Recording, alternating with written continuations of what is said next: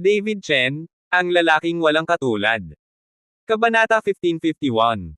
Nang tumalikod na si David at aalis na sana, biglang namula si Gejie at sinabing, David, ikaw. Pwede ka bang magtagal ng kaunti, gusto kitang makausap. Nakita ni Gejie si David na pumasok sa sarili niyang mga mata, at pinanood si David na patayin ang long xiao na iyon, na labis na ikinagulat ni Gejie. Dahil ang tinatawag na kagandahan ay nagmamahal sa mga bayani, si Gejie ay may puso na para kay David Chun sa panahong ito. Wala siyang pakialam kung may girlfriend si David. Paanong hindi maintindihan ni David ang ibig sabihin ni Gejie, ngunit wala siyang mood para kausapin si Gejie sa sandaling ito. Ang kanyang ina ay ipinadala sa Zeshao Mansion, at hindi alam ni David kung ano ang mararanasan ng kanyang ina, kaya labis siyang nababalisa sa sandaling ito. Miss Ge? Sobrang busy ko ngayon, wait lang, may time ka. Nang matapos magsalita si David ay umalis na siya. Dumiretso si David sa Yaoshan Valley. Dahil hindi niya alam kung nasaan ang Zeshao Mansion ngayon, dapat niyang pagtuunan ng pansin ang Martial Arts Alliance. Humanap ng paraan para iligtas si Sonya. Ngunit nang dumating si David sa Yaoshan Valley, ang buong tao ay medyo natulala. Nakita ko na maraming tao sa mundo ng martial arts, lahat sila ay pumupunta rito, gustong pumunta kay David, umaasang makakuha ng proteksyon ni David. Alam ng lahat ng mga taong ito na si David ang Panginoon ng Yaoshan Valley, at maraming tao na sumusunod kay David ay sumama rin sa Yaoshan Valley. Kaya lahat ng mga taong ito ay tumakbo. Ang Medicine God Valley, na dati ay mahirap makita, ay nasa mataong lugar na. Mr. Shen! Mr. Shen! Nang makitang lumitaw si David sa Yaoshan Valley, maraming tao ang nagsimulang sumigaw ng marahas. Sa kanila, marami ring mga batang babae na sumisigaw ng ligaw at tinatrato si David bilang isang idolo. Ang isa sa mga batang babae na nakaasul na damit ay nakatayo sa ulo ng karamihan, na tahimik na nakatingin kay David. Sister Kyuju, wala bang espesyal kay David? Wala silang 3 ulo at 6 na braso. Bakit ba napakabaliw ng mga babaeng ito? Napatakbo ako ng napakalayo kasama nila para sa wala. Medyo disappointed na sabi ng babaeng naka-blue dress. Ang babaeng ito ay anak ni Han Fasheng na si Han Kinger. Matapos tumakas mula sa lihim na kaharian, naglibot si Han Kinger sa Kyoto. Lahat ng bagay sa Kyoto ay bago kay Han Kinger. Nang maglaon, narinig ni Han Kinger ang isang grupo ng mga batang babae na nag-uusap tungkol kay David at pinuri si David sa langit, na parang isang Diyos. Napukaw nito ang pagkamausisan ni Han Kinger, kaya sumunod siya. Ngunit nang makita niya talaga si David, labis siyang nadismaya. Miss, mga mortal lang to, at syempre hindi mo sila minamaliit. Sa tingin ko dapat na tayong bumalik, kung hindi, matagal bago lumabas, at mag-aalala ang pinuno ng palasyo at ang kanyang asawa. Hinikayat ni Kyuju si Han Kinger. Hindi na ako babalik, maglalaro pa ako ng ilang araw. Sabi ni Han Kinger at tumalon. Miss, napakadelikado mo. Hinabol siya ni Kyuju. Ano ang panganib? Nakikita ko na ang mga lalaki dito ay hindi ko kalaban. At saka, andyan ka pa rin sa tabi ko para protektahan ako, sino ba naman ang maglalakas loob na saktan ako? Si Han Kinger ay hindi nag-alala. Si Han Kinger mismo ay nahati sa mundo ng martial arts, at isa na siyang mahusay na marki ng martial arts. Kaya sa ganoong uri ng kapangyarihan, walang dapat ikabahala. Walang nakapansin sa pag-alis ni Han Kinger, at lahat sila ay nakatuon kay David. David, mahal kita, mahal na mahal kita. David, gusto kong manganak ng anak para sa'yo, gusto kong maging kasing ganda mo ang anak natin. David, parang baliw ang hiyawan ng mga babae. Tulad ng mga panatikong tagahanga ng star chasing, kung gusto ni David na gawin ng mga babaeng ito ang anumang bagay ngayon, sila ay papayag ng walang pag-aalinlangan. Ang mukha ni David ay nahihiya, habang ang mukha ni Gullinger ay madilim. Bakit asawa rin niya si David, at ngayong maraming babae ang nagpapakita ng pagmamahal ng kanyang asawa, si Gullinger ay nagseselos. Master Gu, sa wakas ay nakabalik ka na sa mga taong ito ay na-block dito sa loob ng ilang araw, ngunit walang umalis. Sinundan ni Xu Changsheng si David nang walang magawa. Anong gagawin natin? Tapos tanggayin mo ang mga taong ito. Si David ay wala ring magawa at hindi alam kung paano haharapin ang mga taong ito. Hindi ka makakalabas maliban kung gagamit ka ng dahas, ngunit kung ganoon ay papunahin ang may-ari ng lambak. Bahagyang kumunat ang noo ni Xu Changsheng. Anong dapat kong gawin? Parang ang dami ding problema sa pagiging bida. Hindi nakaisip si David ng magandang paraan. Hindi niya talaga matanggap ang mga taong ito, itong mga pamilyang sekta, di ba? Si David ay walang lakas, lalo na ang mga mapagkukunan, upang ibahagi sa mga taong ito. David, hindi pa ba nagbigay ng abiso ang Long family at sinundan ka? Maaari mong sabihin sa mga taong ito na ang pamilyang Long ay maaaring kumatawan sa iyo sa hinaharap, at hayaan ang taong ito na pumunta sa pamilyang Long. May utak si Long Xingshu, at naniniwala akong kakayanin niya ito ng maayos. Dumating si Long Wu sa oras na ito at sinabi kay David. Oo, hayaan ang mga taong ito na pumunta sa Long family. Tuwang-tuwang tumango si David sa kasumunod sa mga taong iyon at muling sinabi. Matapos marinig ang sinabi ni David, maraming tao ang nagsimulang sumugod sa bahay ni Long. Tungkol sa mga aktibidad ni Long Xingshu, hindi kailangang mag-alala ni David tungkol dito. Matapos paalisan ang lahat, inimbitahan ni David sina Zhao Liguo, Xu Changsheng, at ang apat na magnanakaw, kasama si Long Wu, upang pag-usapan ito ng magkasama. Tingnan kung paano mo may iligtas si Sonya mula sa Martial Arts Alliance. Mr. Chen, ikaw ay nasa limelight ngayon, ngunit ang Martial Arts Association ay nawala na, at maraming sekta na pamilya ang humiwalay sa Martial Arts Association. Bakit hindi tayo magsama ng maraming pamilya ng sekta at direktang durugan ang Martial Arts Association? Sa tingin ko hindi natin may iligtas si Miss Su. Malakas na sabi ni Zhao Liguo. I don't think so. If I saw such a large-scale attack on Martial Arts Alliance, hindi talaga makatiis ang Martial Arts Alliance, ano ang dapat kong gawin kung atakihin ko si Miss Sun? Hindi natin mapipilit ang Martial Arts Alliance ng masyadong mahigpit. Kung tutuusin, nasa kamay nila si Miss Su, at magagamit nila ito bilang bargaining chip. Agad na tinutulan ni Ding Boyo ang panukala ni Zhao Liguo. Natahimik si David, at hindi pa siya nakakapagdesisyon. Sa sandaling ito, pumasok ang ilang tao mula sa Yaosheng na nakatali si Wu Huada. Paano ito nangyayari? Tanong ni Xu Changsheng. Elder Xu, ang taong ito ay mula sa Martial Arts Alliance. Tuso siya at nahuli namin siya. Ang sabi ng tao sa Medicine God Valley. Mga taong mula sa Martial Arts Alliance. Nang marinig ito ni Xu Changsheng, agad siyang nagalit.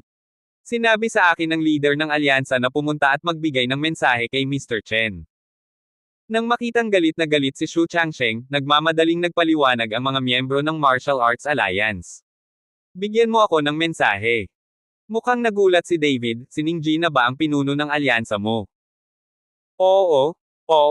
Inimbitahan ka ng aming pinuno sa Martial Arts Alliance, sinasabing mayroon kang mahalagang pag-uusapan. Maingat na sabi ng miyembro ng Martial Arts Alliance. Kabanata 1552. Pag-usapan ng tungkol saan? Tanong ni David. Ewan ko dyan, responsable lang ako sa pagpapakalat. Umiling ang mga miyembro ng Martial Arts Alliance. Bahagyang kumunat ang noo ni David, at agad na pumasok sa isip ng mga miyembro ng Martial Arts Alliance. Matapos suriin ang espiritual na kamalayan, natuklasan na ang taong ito ay hindi nagsisinungaling, at inalis ni David ang kanyang espiritual na kamalayan at ikinaway ang kanyang kamay. Palayain ang Martial Arts Federation member na ito. Master, bigla kang tinawag ni Ningji, mapanlin lang ba ito? Tanong ni Xu Changsheng. Ito ay dapat na isang panloloko, ang batang si Ningji ay palaging napakalupit at laging gustong manloko ng mga tao. Hindi ka makapaniwala sa kanyang sinasabi. Sabi ni Zhao Liguo. Hindi nagsalita si David, ngunit nakakunot ang noo, na parang may iniisip. Pagkaraan ng ilang sandali, nakahinga ng maluwag si David, pupunta ako sa Martial Arts Alliance para makita kung anong mga trick ang gustong laruin nitong Ningji. Nagpa siya si David na pumunta at tingnan. Pagkatapos ng lahat, si Sonya ay nasa kanilang mga kamay, at alam din ni David na si Ningji ay isang napakasamang tao.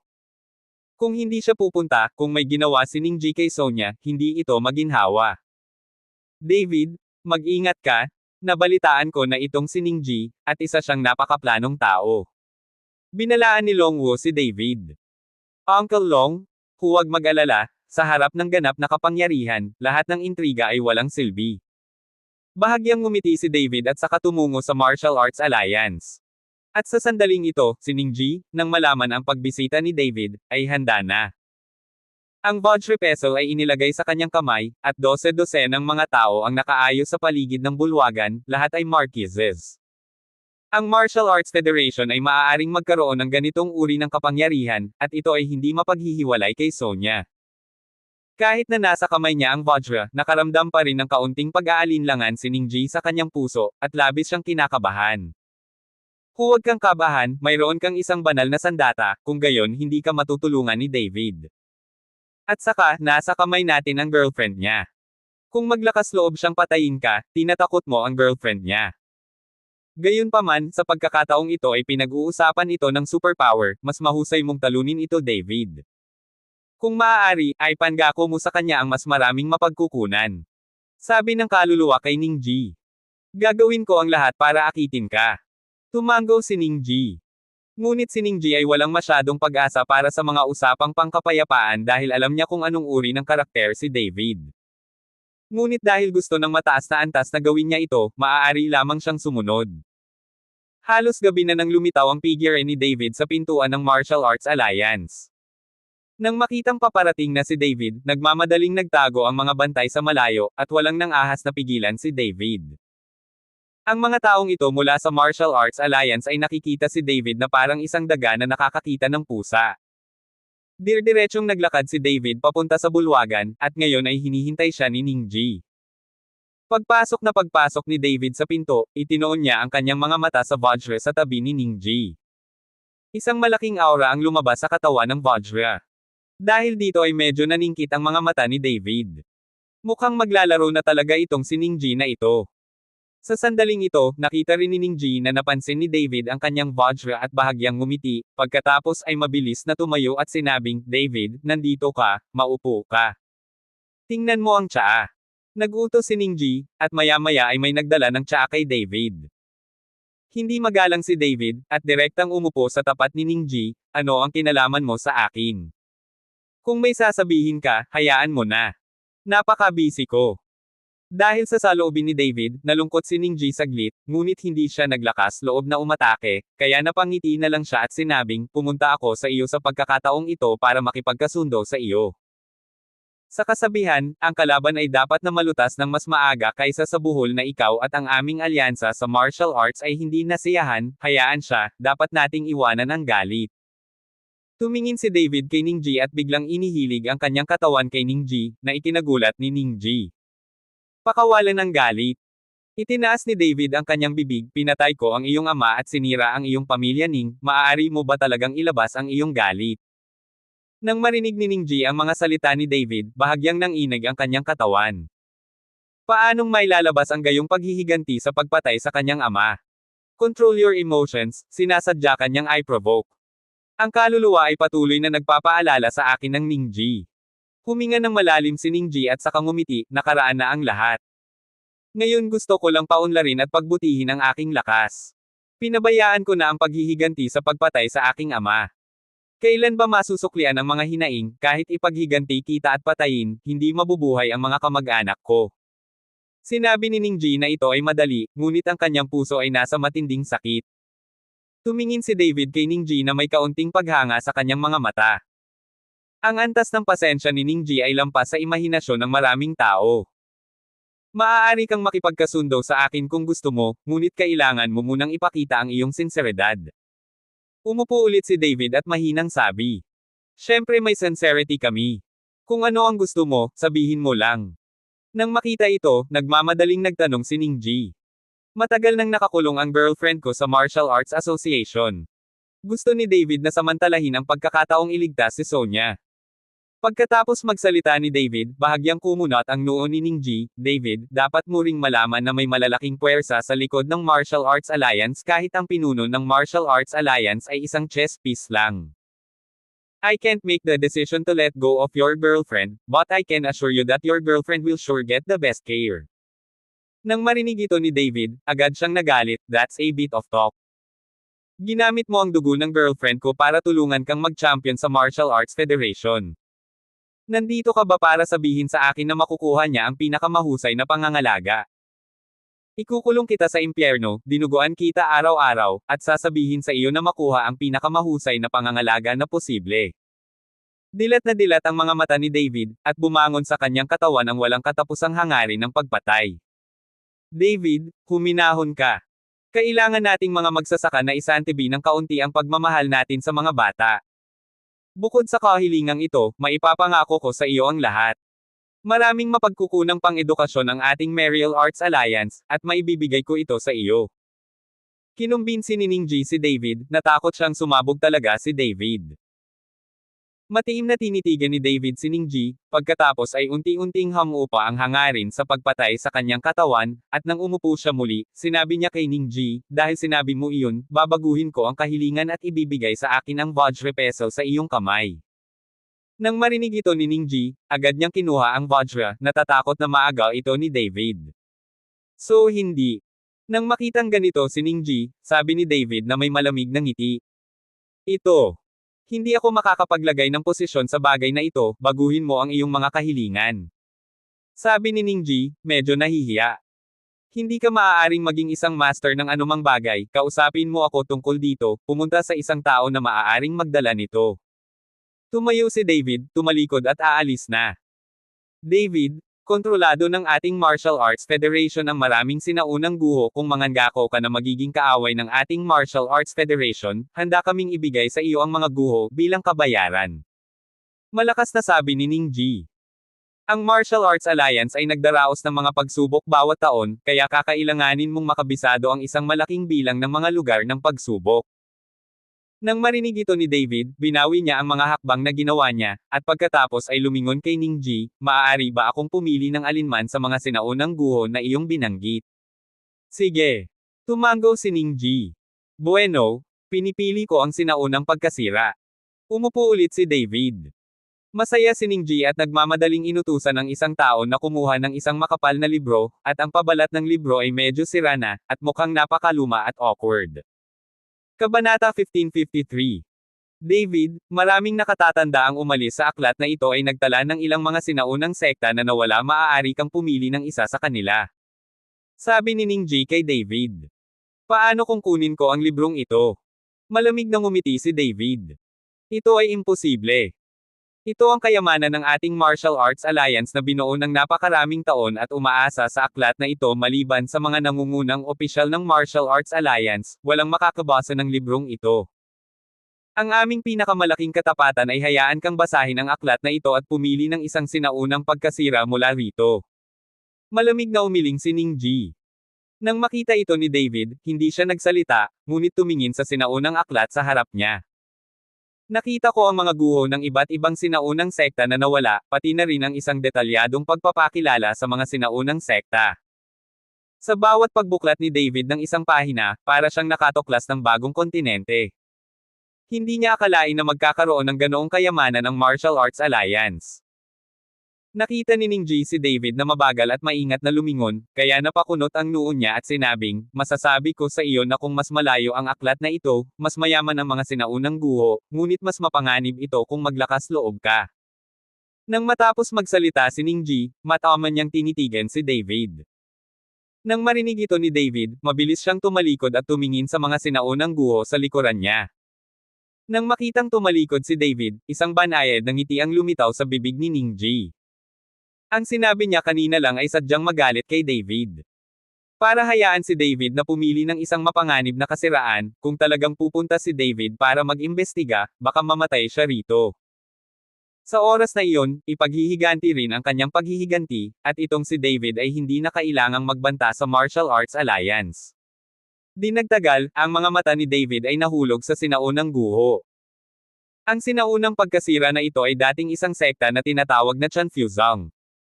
Ang sektang ito ay pangunahing nakabatay sa mga spelling, at ang pagsasanay ng mga spells ay mahirap. Ang dahilan kung bakit nagustuhan ni David ang relic na ito ay dahil kulang si David sa mga spelling. At sa bagay na ito, ang flaxseed ay medyo savvy, at ang flaxseed ay mas madaling dalhin pagdating ng oras. Pinili ko ito. Itinuro ni David si Fazong sa araw na iyon at sinabi.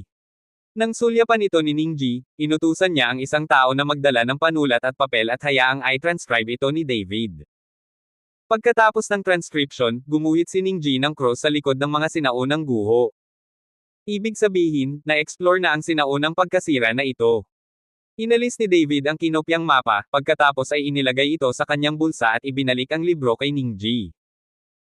Kinuha ni Ningji ang libro at sinabing may ngiti sa kanyang mga labi, David, ang aming mga hinaing ay dapat na malutas ngayon kung mayroon kang anumang bagay na makakatulong sa amin sa hinaharap, ang aming martial arts alliance ay hindi kailanman tatanggi. Si Ningji ay nanumpa at seryosong nagsabi. Siyempre, naalis na ang mga hinaing sa pagitan namin. Sana hindi mo ako hilingin na ipaghiganti ang pagkamatay ng iyong ama. Hinarap ni David si Ningji daw. Sige. Pinigil ni Ningji Cheng ang kanyang galit at tumango ng nakangiti. Pero nalinaw na ang mga hinaing. The fact that the Martial Arts Federation arrested my girlfriend, I can't just let go.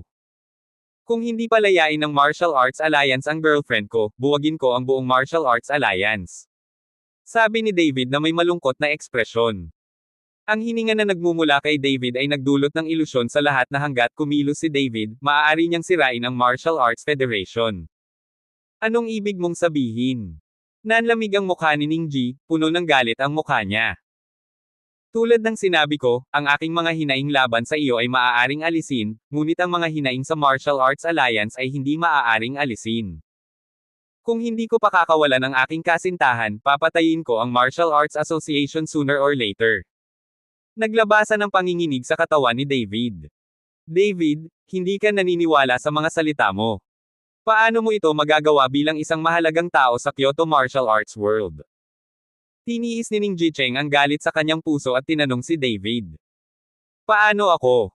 Malamig na ngumiti si David, nahuli mo ang aking kasintahan, maaari pa ba akong magpasalamat sa iyo? Let me tell you, kapag hindi lumabas ang girlfriend ko ng isang araw, hindi ako susuko sa Martial Arts Alliance sa loob ng isang araw. Pagkatapos magsalita ni David, tumalikod siya at naglakad palabas. David, napakalayo mo. Nagalit si Ningji, umuugong ang vajra sa kanyang kamay at akmang sasalakayin si David. Sa dagandong ni Ningji, ang mga Marquez na nagtatago sa dilim ay sunod-sunod ding sumugod at pinalibutan si David. Lumingalinga si David sa loob ng isang linggo at tumawa, dahil sa iyo kaya gusto mo akong pigilan. Pagkatapos magsalita, biglang sumabog si David sa isang nakakatakot na pagpilit.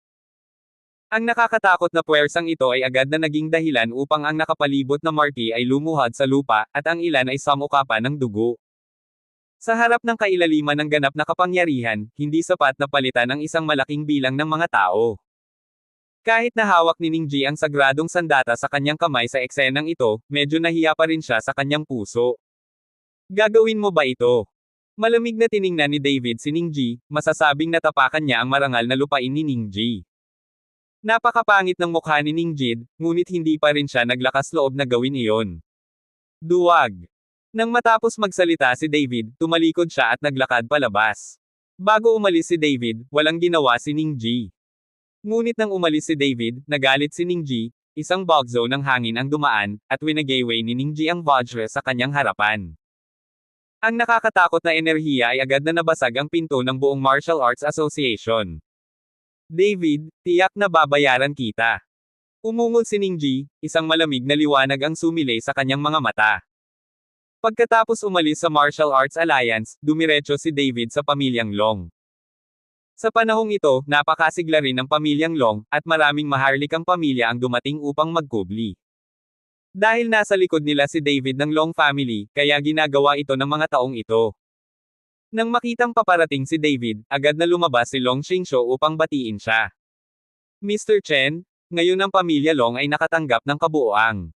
Nais ni Long Xingsho na magulat kay David. Ngunit ikinaway ni David ang kanyang kamay, huwag mo akong tawaging Mr. Chen, mayroon din akong kalahati ng dugo ng pamilyang Dragon sa aking katawan. Ikaw at ako ay magkapatid, kaya tawagin mo akong kapatid. Noong una ay kinasusuklaman ni David ang pamilyang Long at gustong patayin ang buong pamilyang Long. Ngunit ngayong patay na si Long Jingguo at ang kanyang anak at ang lahat ay ginawa ni Long Jingguo, maraming miyembro ng pamilya ni Long ang hindi nakakaalam tungkol dito, kaya hindi nila kailangang sisihin sila. Nagulat si Long Xingsho sa mga salita ni David, ngunit biglang lumitaw ang pagkagulat sa kanyang mukha. Alam niya na ang mga salita ni David ay nangangahulugan na ganap niyang tinanggap ang Long family at ang kanyang sarili. Brother David, Nakakuha na tayo ngayon ng higit sa 100 pamilya ng sekta, at mayroong hindi mabilang na pamilya ng sekta na gustong makipag-alyansa sa pamilyang Long. Bubuo din ako ng alyansa para makalaban ako sa Martial Arts Association. Ngunit may isang bagay. Sa napakalaking organisasyon, limitado ang mga mapagkukunan ng aming pamilyang PK, at natatakot ako na mahirap itong mapanatili. Sabi ni Long Xingsho kay David. Ikaw ang may huling say sa usapin ng alyansa, ngunit dapat mong malaman kung paano alisin ang mga aristokratikong katutubo na pamilya. Tungkol sa mga mapagkukunan, mayroon akong paraan, sabihin mo sa isang tao na padalhan ako ng panulat at papel. Sabi ni David kay Long Xingsho. Mabuti naman. Tumango si Long Xingsho at agad na inutusan ang isang tao na magpadala ng panulat at papel. Pagkatapos ay pumasok si David sa silid, pumikit saglit, nag-alala ng mabuti, at pagkatapos ay mabilis na gumuhit sa papel. Ito ay mga mapa at presentasyon ng mga sinaunang guho na nakita niya noong siya ay nasa Martial Arts Association. Bagamat hindi siya hiniling ni Ningji na ilabas ang libro, ang pambihirang alaala ni David ay matagal nang naaalala.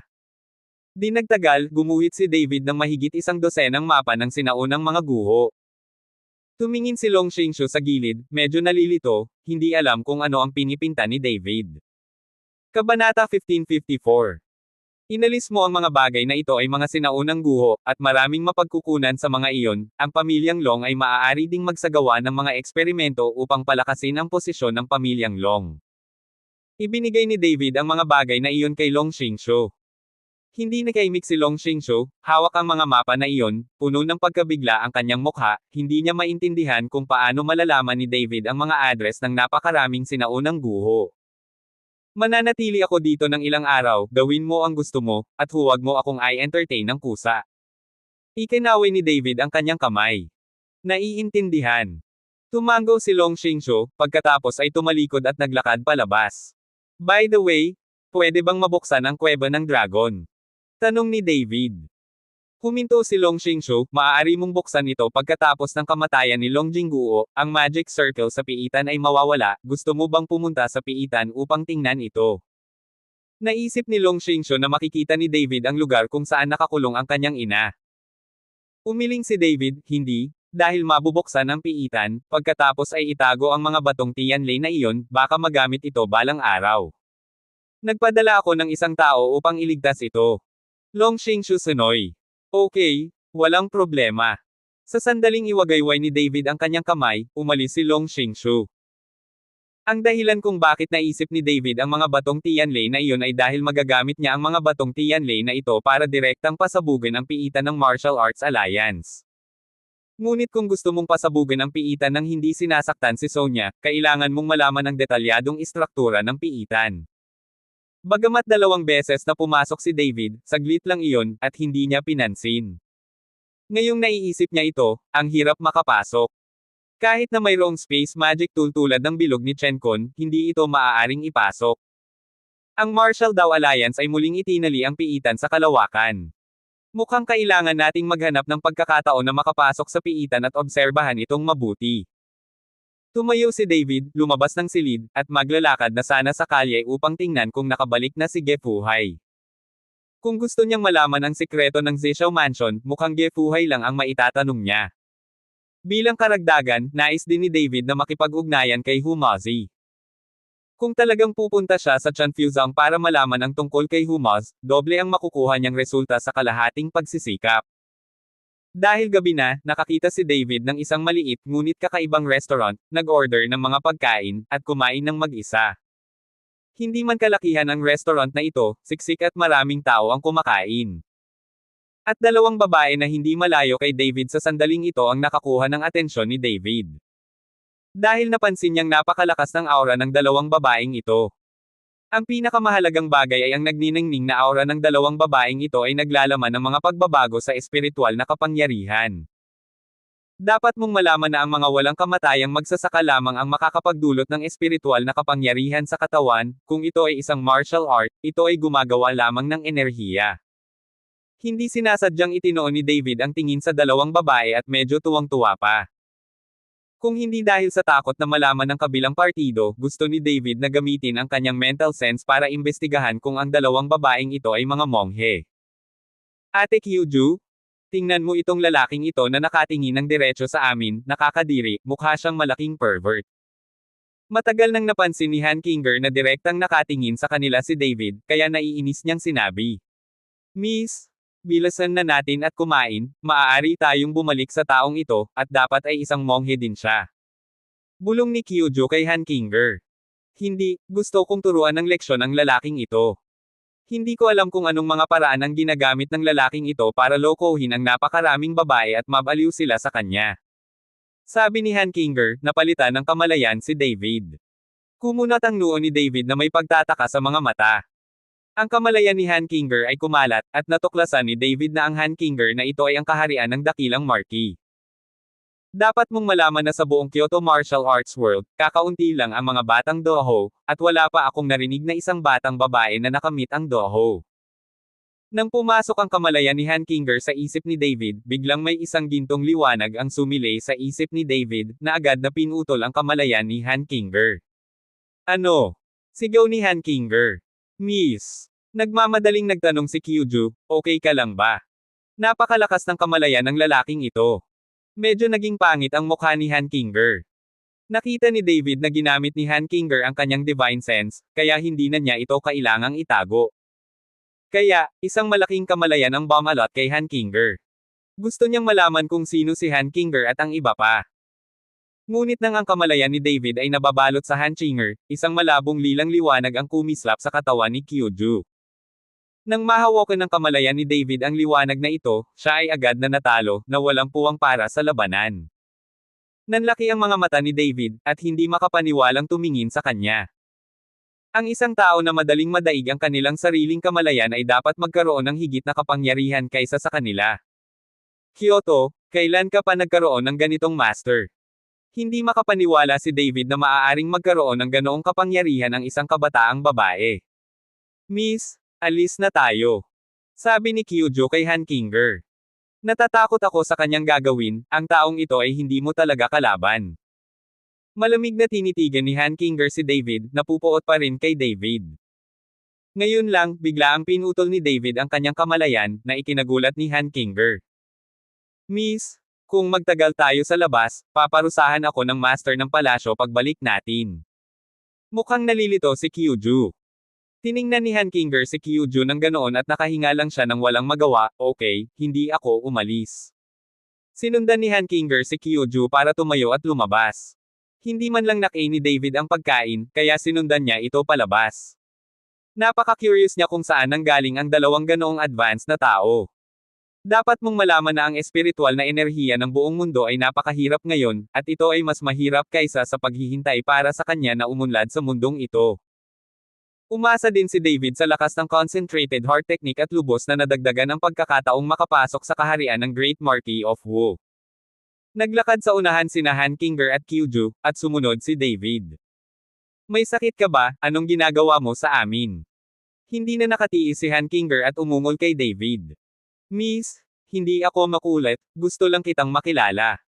Gusto lang malaman ni David kung paano nilinang ni Han Kinger at ng iba pa ang ganoong antas sa panahong ito ng kakulangan sa espiritual na enerhiya.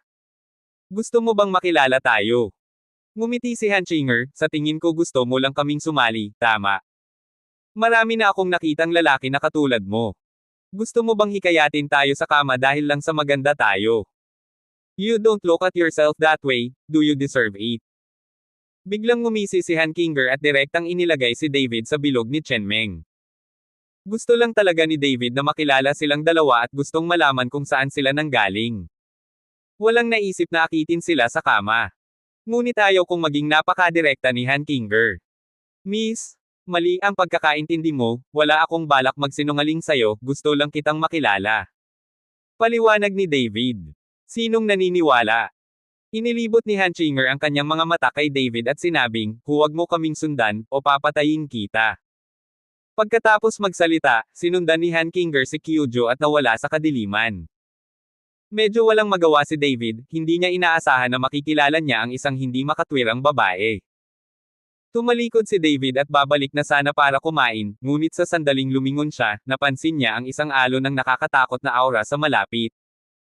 Kaagad pagkatapos, nagkaroon ng matinding inuman at away. Nang makita ito, sumugod si David. Sa sulok, nakita ni David ang apat na lalaking nakaitim na umaatake kina Han Kinger at Kyuju. Hindi mababa ang lakas ng apat na lalaking nakaitim, natamon si Han Kinger sa balikat, at bumulwak ang dugo sa kanyang bibig. Kabanata 1555. Miss, alis na tayo. Sumigaw si Kyuju kay Han Kinger, isang kaaway laban sa apat. Ang mga mata ni Han Kinger ay puno ng pag-aatubili, ngunit sa huli, nagngangalit siya ng kanyang mga ngipin at tumakbo sa tabi ni David. Nang makita ng lalaking nakaitim na tumatakbo si Han Kinger, sumugod siya. Gusto siyang pigilan ni Kyuju, ngunit mahigpit siyang nakatali sa iba pang lalaking nakaitim na hindi makatakas. Tumalon lang ang lalaking nakaitim at pumunta sa likod ni Han Kinger, at pagkatapos ay hinampas ng palad niya si Han Kinger. Nasaktan ng sarili ni Han Kinger, tumalikod siya at nagmamadaling binati siya ng palad. Boom!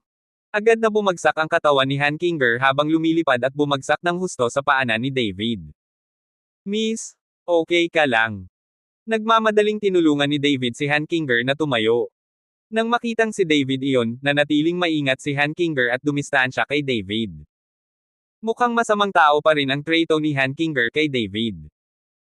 Ang lalaking nakaitim ay naglakad palapit kay Han Kinger, habang si David ay nakatayo sa harap ni Han Kinger. Anak, wala kang kinalaman, lumayas ka sa harapan ko. Tinitigan ng lalaking nakaitim si David at sinabing, sino ka? Bakit mo inatake yung babae? Tanong ni David sa lalaking nakaitim. Sabi ko wala kang kinalaman. Pagkatapos magsalita ng lalaking nakaitim, iniunat niya ang kanyang kamay at hinawakan si Han Kinger. Nang makita ito ni David, kumislap ang kanyang katawan ng gintong liwanag, at pagkatapos ay sinuntok niya ang lalaking nakaitim. Dinala ni David ang kapangyarihan ng dragon sa mga limitasyon nito. Isang gintong dragon ang nakapalibot sa kamao. Isang tunay na gintong dragon. Saglit na sumilay ang pagkagulat sa mga mata ng lalaking nakaitim, at pagkatapos ay sumuntok din siya. Boom! Ang gintong liwanag ay kumikislap, at naramdaman lamang ni David ang isang malaking puwersa at direktang bumagsak sa kanyang sarili. Malakas na bumagsak ang katawan ni David sa pader at agad na nabasag ang pader. Naramdaman lang ni David ang tamis sa kanyang lalamunan, at bumulwak ang isang bibig ng dugo. Kinaladkad ang sugatang katawan, dahan-daang tumayo si David at hindi makapaniwalang tumingin sa lalaking nakaitim na nasa harapan niya. Siya mismo ay isa ng dakilang marquis, ngunit ayaw niyang hindi makalaban kahit isang galaw sa harap nitong lalaking nakaitim. May isip mo kung gaano kalakas ang lalaking nakaitim na ito. Hindi naintindihan ni David kung ano ang nangyari sa kabisera na ito.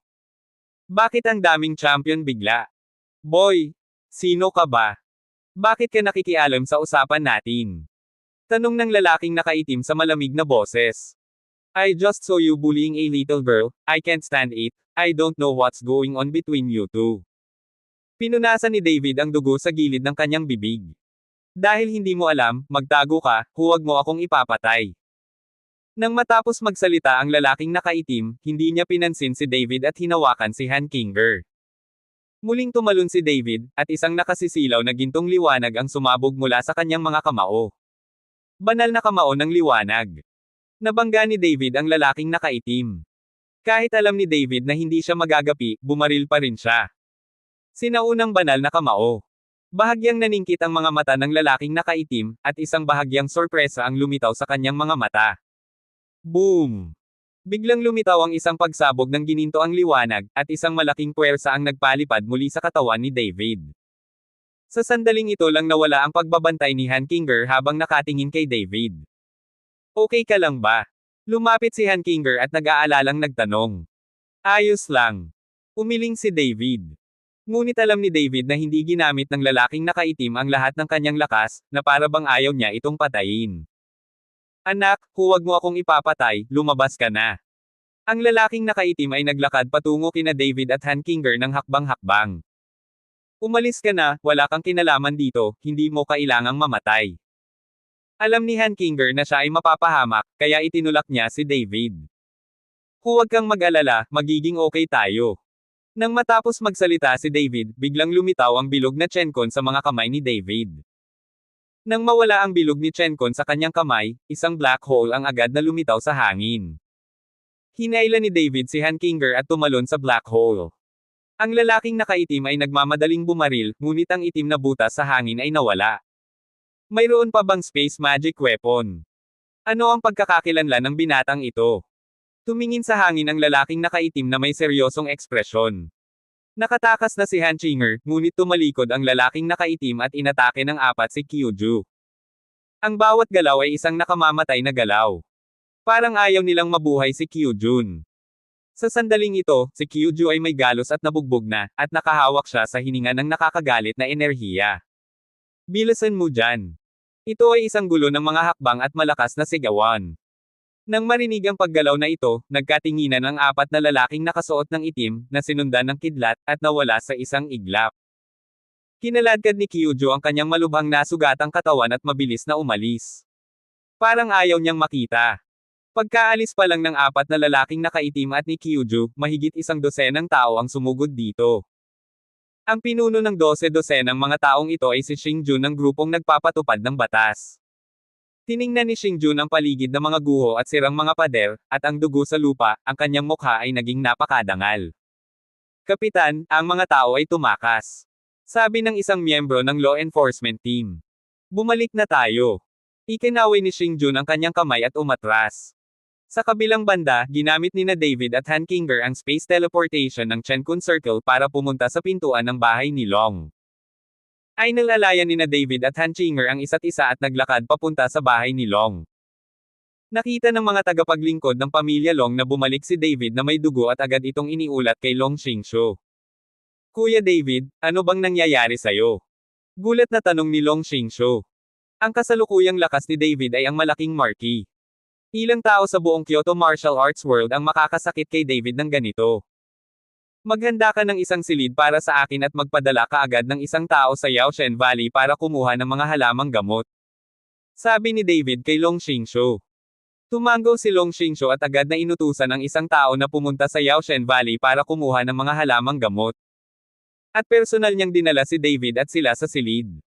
Pagkapasok sa silid, ikinaway ni David ang kanyang kamay at hinayaan si Long Xingshu na lumabas. Napakaputla ng mukha ni Hankinger sa sandaling ito, at kitang-kita na siya ay malubhang nasugatan. Ngunit si David mismo ay hindi mas mahusay.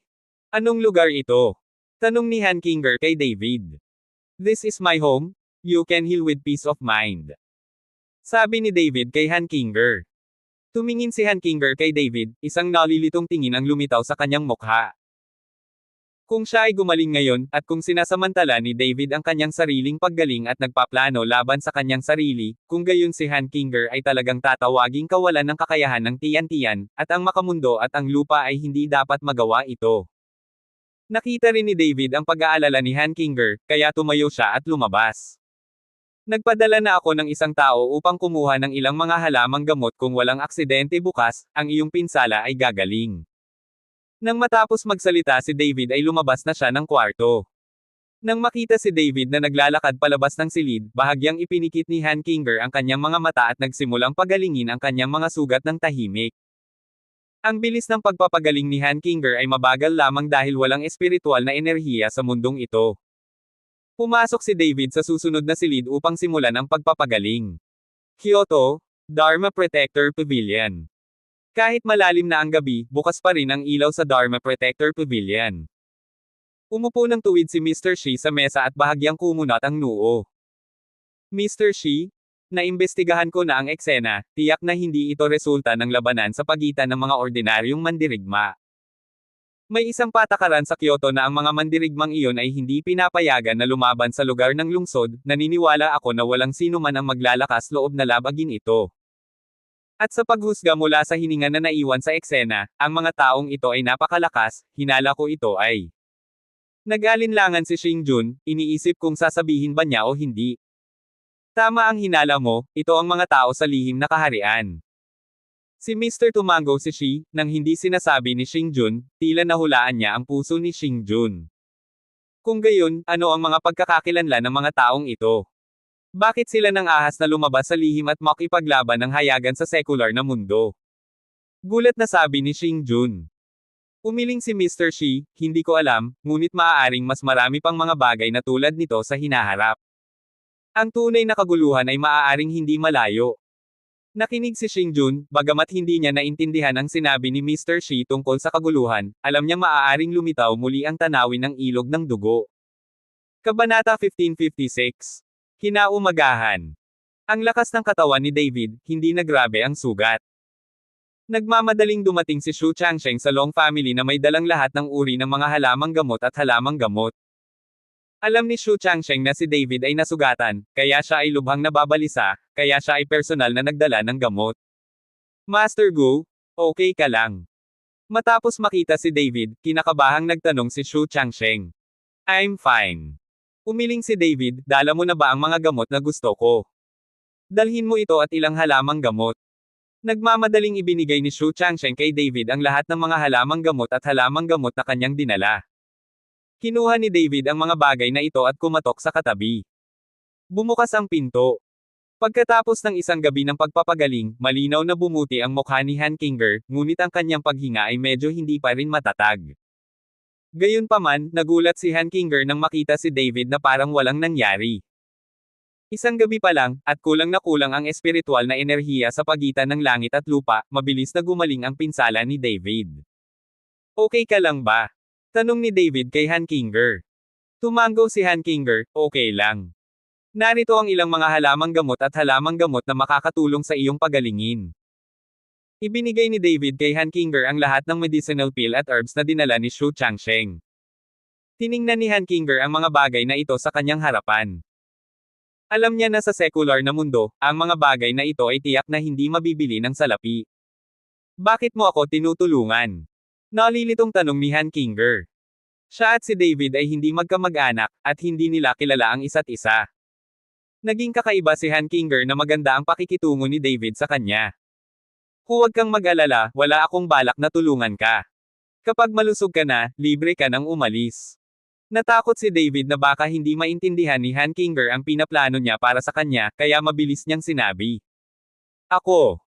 Ibinuko ni Han Kinger ang kanyang bibig, hindi niya alam kung ano ang sasabihin, at sa wakas ay nasabi na lamang niya, salamat, babayaran kita. Ngumiti si David nang walang sinasabi, tumalikod at umalis, tinulungan niya si Han Kinger, ngunit hindi ang kanyang pagbabayad. Zishou Mansion. Kinaladkad ni Kyujo ang kanyang malubhang nasugatang katawan pabalik. Nang marinig ni Han Fasheng na nawawala ang kanyang anak, agad siyang nagalit, at umiyak si An Lingrong dahil nag-aalala siya sa kanyang anak. Sino sa lupa ang maglalakas loob na gumawa ng isang bagay sa aking anak na si Han Fasheng? Patuloy na tumaas ang galit ni Han Fasheng. Palace Master, ang mga taong iyon ay talagang hindi mga tao mula sa pang-araw-araw na mundo, dapat din silang mga tao sa lihim, ang kanilang lakas ay napakalakas. Sabi ni Kyujo kay Han Fasheng. Mga tao mula sa Secret Realm, mga tao mula sa Secret Realm, sino ang pupunta sa Zishou Mansion sa likod ng mga eksena? Sumimangot si Han Fasheng at nag-isip ng mabuti. Alam niya na ang talagang pinagkakaabalahan ng mga taong ito ay hindi si Han Kinger, ngunit si Han Kinger ay isang bargaining chip lamang. Ang talagang kailangan nilang harapin ay ang kanilang Zishou Manor. Kyuju, nasaan si Lu Chang? Nagpadala ako ng isang tao para ipaalam sa kanya na hanapin si Chinger. Hindi mo ba nakita? Tanong ni Lingrong. Nagpadala na si Lingrong ng isang tao upang magulat sa way ng Moon Fortress at hiniling kay Lu Chang na hanapin si Han Kinger. Kung natagpuan ni Lu Chang si Han Chinger, maaaring hindi ito nangyari. Hindi ko nakita si Young Master Lo. Umiling si Kyuju. Anong ginagawa nitong Lu Chang na ito? Bakit niya hiniling sa kanya na hanapin si Chinger, ngunit walang baka sa kanya doon? Puno ng panghihinayang ang mukha ni An Lingrong, kaya mas mabuting magpadala ng mga tao mula sa Zishou Mansion para hanapin si Han Kinger. Sa ganoong paraan walang mangyayaring ganito. Kyuju, bumaba ka at magpahinga, huwag mong babanggitin ang pagkawala ni Miss kahit kanino. Ikinaway ni Han Fasheng ang kanyang kamay. Natatakot siya na pagkatapos kumalat ang balita, maraming tao na may lihim na motibo ang mas makakasama pa kay Han Kinger. Pagkabuhay na mag-uli, ano ang dapat kong gawin? Magmadali at magpadala ng isang tao upang hanapin si Chinger. Sabi ni Lingrong kay Han Fasheng na may pag-aalala. Tumango si Han Fasheng at agad na nagpadala ng 12-dosenang tao upang hanapin si Han Kinger sa Kyoto. Gayunpaman, upang hindi pukawin ang pagbabantay ng mga tao at mga opisyal sa secular na mundo, ang mga taong ito ay makakalabas lamang sa lihim na kaharian ng sunod-sunod. Isang araw na naman ang lumipas. Sa tulong ng mga medicinal herbs, halos gumaling na ang mga sugat ni Han Kinger. Si Han Kinger ang nagkusa na hanapin si David at sinundan si David para pasalamatan siya. Maraming salamat, aalis na ako, baka magpanik ang mga magulang ko. Hinanap ni Han Kinger si David at sinabing, "Kailangan mo bang bawiin kita?" Tanong ni David. Sinabi ito ni David dahil gusto lang niyang malaman kung saan nanggaling si Han Kinger at kung ano ang kanyang pagkakakilanlan. Ngunit natakot si David na maiinis si Han Kinger, kaya hindi siya direktang nagtanong. Umiling si Han Kinger, "Hindi, alam kong gusto mo talagang malaman ang aking pagkakakilanlan, ngunit hindi ko masasabi sa iyo ang pangalan ko. Ang pangalan ko ay David." Bahagyang ngumiti si David. "Okay, I remember. If I have a chance in the future, siguradong gagantihan kita." Gaya ng sinabi ni Han Kinger, kumuha siya ng isang piraso ng transparent na jade mula sa kanyang katawan at ibinigay ito kay David. "Ginagamit ko na ito mula pa noong bata ako. Ngayon ay ibinibigay ko ito sa iyo bilang kabayaran sa iyong biyayang Nagel iligtas buhay." Ibinigay ni Han Kinger ang jade kay David, at gusto ni David na tumanggi, ngunit dahil nakita niyang walang espesyal sa jade, hindi ito masyadong mahalaga, kaya tinanggap niya ito. Hindi alam ni David na sa malapit na hinaharap, ang piraso ng jade na ito ang nagligtas sa buhay ni David. "Let's go! Ilalayo kita sa Kyoto." Masasabi na ngayon ni David na si Han Kinger ay hindi taga Kyoto. Hindi tumanggi si Han Kinger, ngunit sinundan niya si David palabas ng bahay ni Long at naglakad sa mga lansangan ng Kyoto. Sa pagtingin sa maunlad na Kyoto, ang mga mata ni Han Kinger ay may hindi maipaliwanag na pakiramdam. Pagkatapos ng panahong ito, alam ni Han Kinger na maaaring hindi na siya magkakaroon ng pagkakataong umalis sa lihim na kaharian sa kanyang buhay. Kahit na ang lihim na kaharian ay napakahusay, mayroon itong malakas na espiritual na enerhiya at maraming mapagkukunan. Ngunit para kay Han Kinger, gusto at nami-miss niya ang mundo ng mundo. Tiningnan ni David si Han Kinger ng ganoon at nakaramdam ng kakaiba.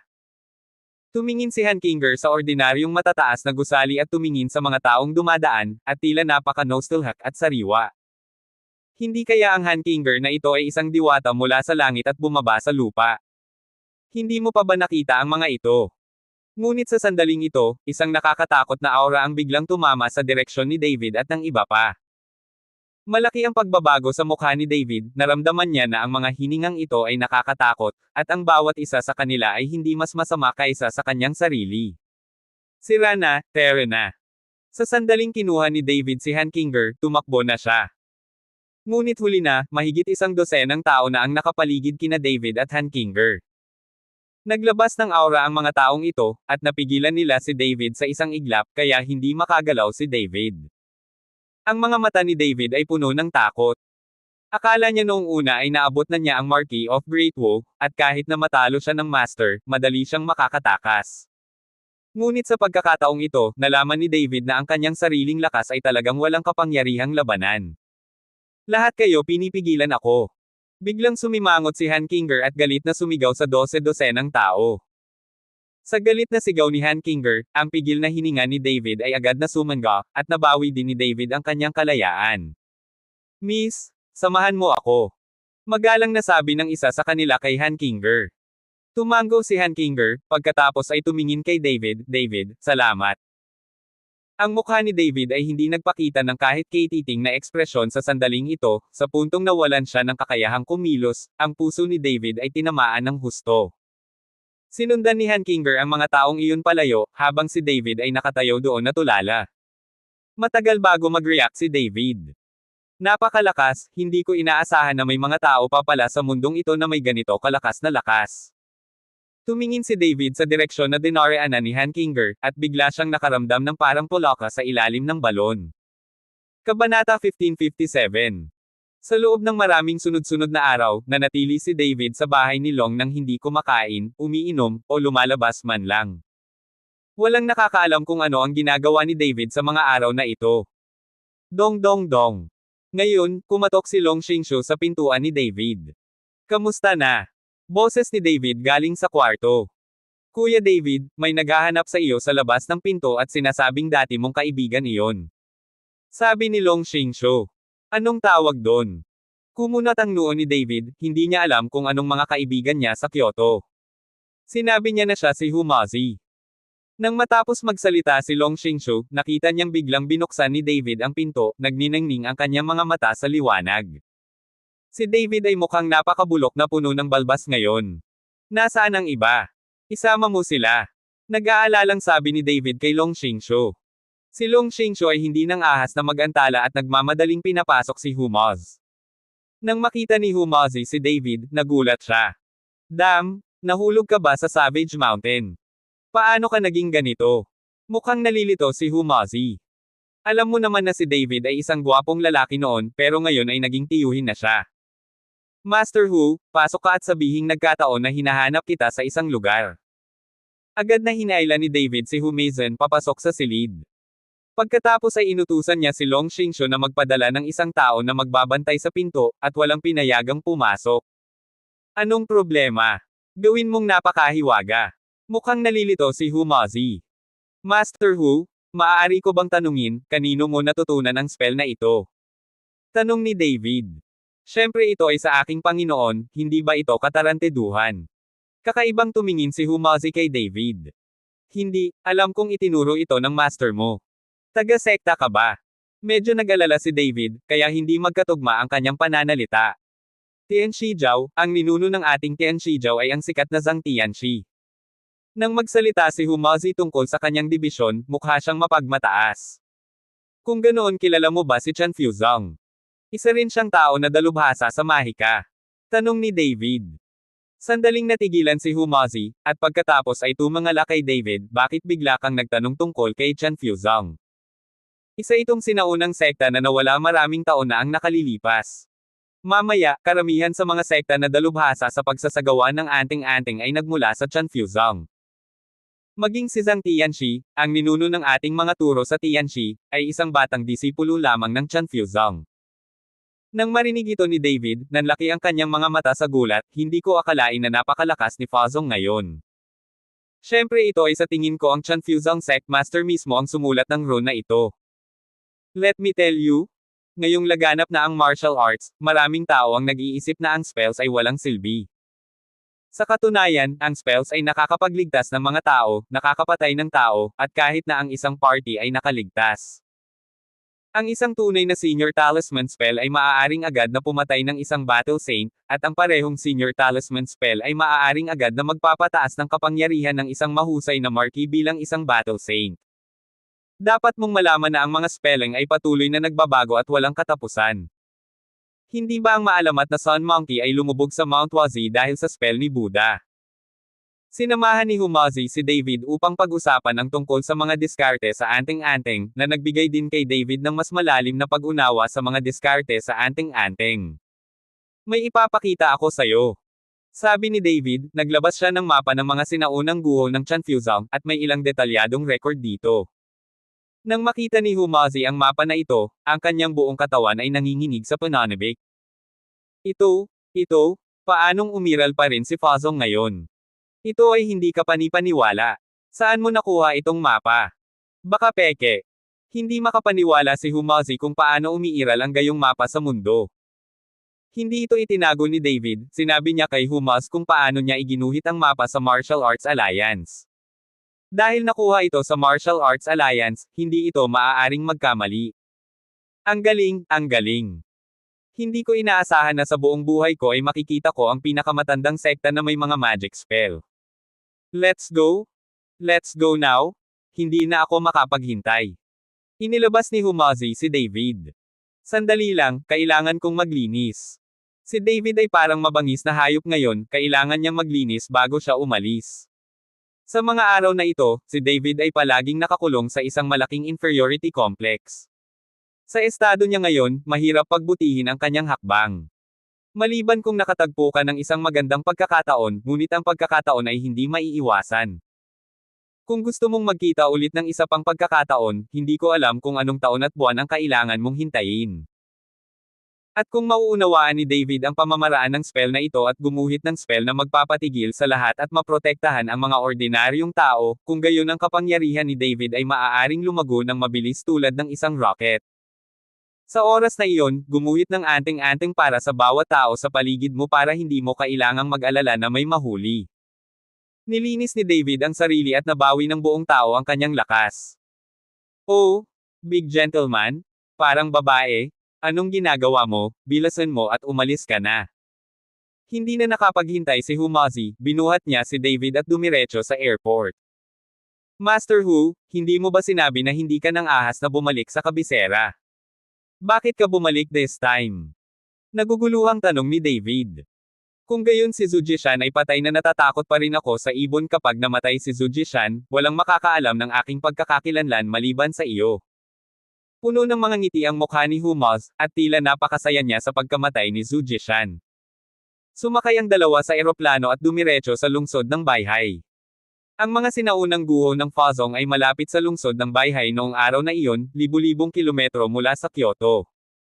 Tumingin si David sa bintana ng eroplano at nalilito. Naaalala ko ang huling beses na bumisita ako sa lungsod ng Baihai, 1 taon na ang nakalipas.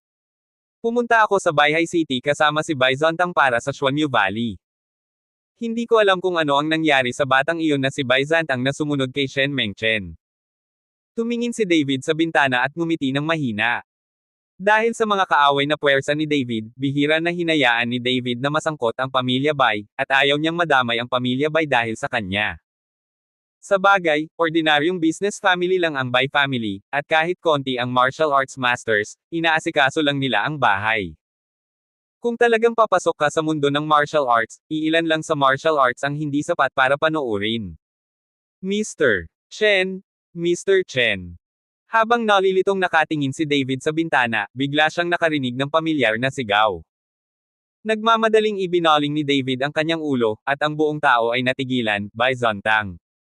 Bakit ka nandito? Laking gulat ni David, iniisip lang niya ang lalaking ito, ngunit nakilala siya ng hindi niya gusto. Mr. Chen? Ikaw talaga? Ngayon lang sinabi ni Meng Chen na ikaw iyon, hindi pa rin ako makapaniwala. Labis na nagulat si Bai Zontang nang makita si David, at pagkatapos ay kumaway sa isang upuan sa hindi kalayuan. Hindi nagtagal, lumapit si Shen Mengchen, ngunit sa sandaling ito, mas malaki ang tiyan ni Shen Mengchen, halatang buntis. Mr. Chen? Kamukha lang kita, kaya hiniling ko kay Zontang na pumunta at tingnan, ngunit hindi ko inaasahan na ikaw iyon. Masayang sabi din ni Shen Mengchen. Tiningnan ni David ang tiyan ni Shen Mengchen at nagtatakang nagtanong, kasal ba kayong dalawa? Tumango si Bai Zontang, oo, kasal na ako, kaya maituturing na kasal na may anak. Sa pagkakataong ito, babalik ako sa Baihai City para doon magdaos ng kasal. Namula si Shen Mengchen at bahagyang ibinaba ang kanyang ulo, basta ang mga babae ay nahihiya kapag sila ay buntis bago kasal. Hahaha, ang galing talaga, maituturing kayong magkasintahan na sa wakas ay ikakasal na. Masayang tumawa si David. Mr. Chen, anong ginagawa mo sa Baihai City? Kakaibang tanong ni Bai Zontang. Pagkatapos ng lahat, ang Baihai City ay hindi isang malaking lungsod, at walang maraming mga lugar ng turista. Kadalasan, kakaunti ang pumupunta doon para maglaro. Kabanata 1558. Sasama ako sa kaibigan ko para gumawa ng isang bagay. Bahagyang ngumiti si David. David, kaibigan mo ba ito? Tanong ni Humazi sa gilid. Oo. Tumango si David, at pagkatapos ay sinundan sina Bai Zontang at Shen Mengchen upang ipakilala, ito si Master Hu. Kumusta, Master Hu? Kumusta, Master Hu? Parehong binati ni Bai Zontang at Shen Mengchen si Humaz. Bahagyang tumango si Humazi, at pagkatapos ay tumitig ng diretso sa tiyan ni Shen Mengchen. Dahil sa ekspresyong ito, medyo nahihiya si Shen Mengchen, habang bahagyang nagbago ang ekspresyon ni Bai Zontang at kumunat ang kanyang mga kilay. Kung wala si David, tinatayang may gagawin si Bai Zontang laban kay Humaz. Kung titingnan mo ng diretso ang manugang ng isang tao, hindi nakakagulat na wala siyang ginagawa. Master Hu, ano ang ginagawa mo? Itinulak ni David ang flaxseed. Mataimtim na sinabi ni Humazi, itong babaeng ito, alam mo bang buntis ka ng kambal?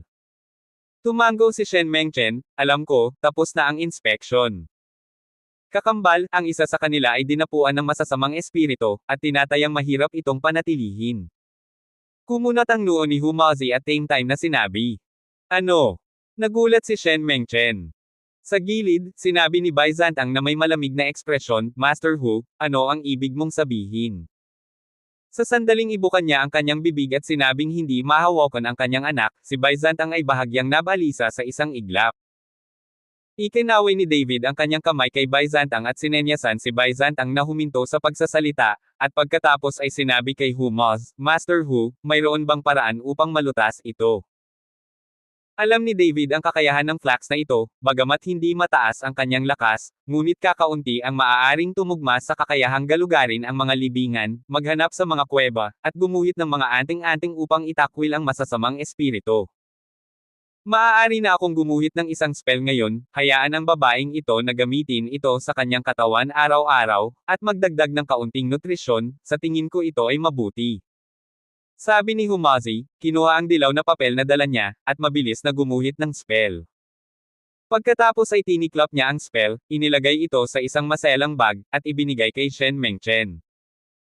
Tiningnan ito ni Shen Mengchen ang blanko, hindi alam kung ano ang gagawin o kung dapat niyang kunin ang bag na ito o hindi, kaya tumingin siya kay Bai Zantang. Makinig kay Master Hua, si Master Hu ay hindi nagsasalita ng walang kaparerekon. Mahinang sabi ni David. Nang makitang sinabi ito ni David, nagmamadaling kinuha ni Bai Zantang ang bag at paulit-ulit na nagpasalamat kay Hu Moz.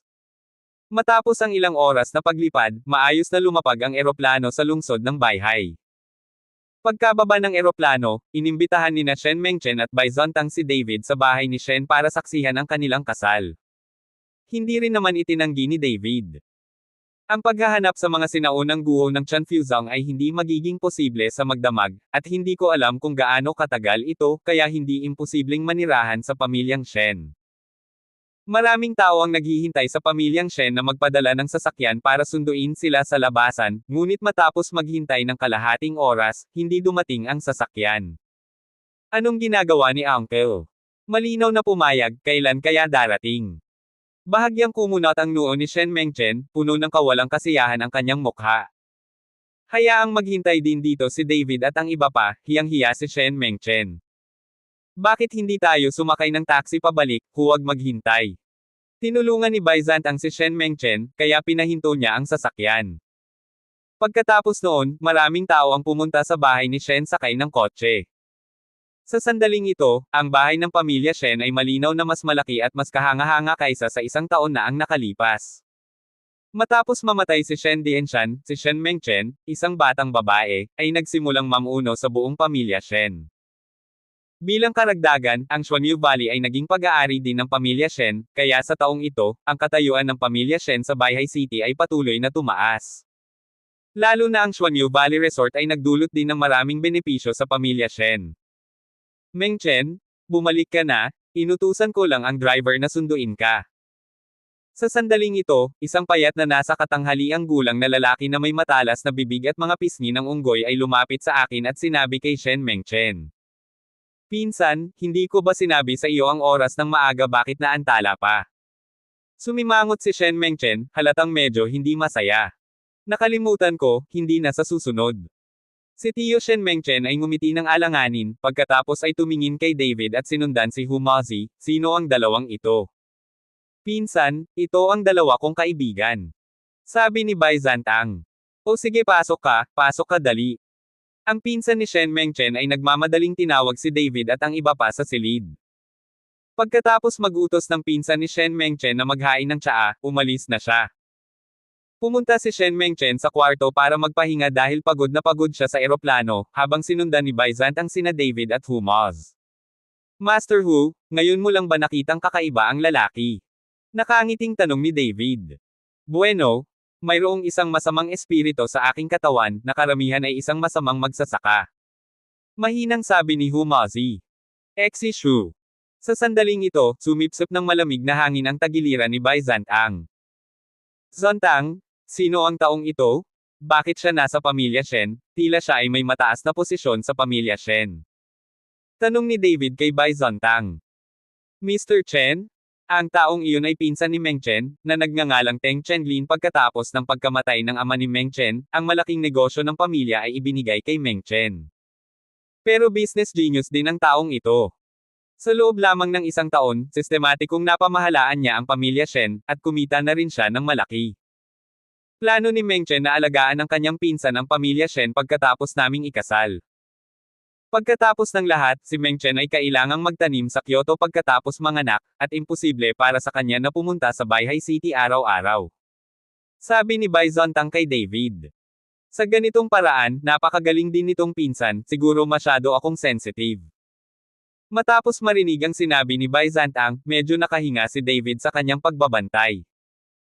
Ang galing talaga nitong si Teng Chenlin, para makatulong tayo sa pagpapatakbo ng negosyo ng pamilya sa loob ng isang taon at makamit pa rin ang mga ganitong tagumpay. Pagkatapos ng ilang beses na pakikipag-chat, nagpahinga na rin si David at ang iba pa. Sa pagkakataong ito, mayroong 12 tao na nakatago sa silid ng pamilya ng Shen, at lahat ay nagpakita ng aura ng isang mahusay na master. Sa isang lugar na tulad nito, ang pagkakaroon ng napakaraming magagaling na mga master sa parehong oras ay tiyak na pinakamakapangyarihang puwersa. Tumingin si Teng Chenlin sa paligid at pagkatapos ay pumasok sa silid. Kamusta na? Tanong ng isa sa mga pinuno.